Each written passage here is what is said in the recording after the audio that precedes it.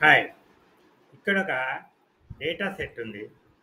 నాకు ఇందులో రో టోటల్ కావాలి ఇక్కడ. అట్లాగే కింద ప్రతి కాలమ్ యొక్క టోటల్ కావాలి. ముందుగా మరి ఎట్లా మనం ఈ విధంగా పొందగలుగుతాము? ముందుగా డేటా సెట్‌లో ఒక సెల్‌ని సెలెక్ట్ చేసుకోవాలి. కంట్రోల్ ఏ ప్రెస్ చేయాలి. అప్పుడు మన డేటా సెలెక్ట్ అవుతుంది. దాని తర్వాత టోటల్స్ కోసం ఆల్ట్ ఈక్వల్ టు ప్రెస్ చేయాలి. ఇప్పుడు చూడండి, వర్టికల్ టోటల్ వచ్చేసింది. రో టోటల్ వచ్చేసింది ఇక్కడ. ఇక్కడ రో టోటల్ వచ్చేసింది. అదేవిధంగా కంట్రోల్ కిందికెళ్తే ఇక్కడ కాలమ్ టోటల్ కూడా వచ్చేసింది. చూసారా?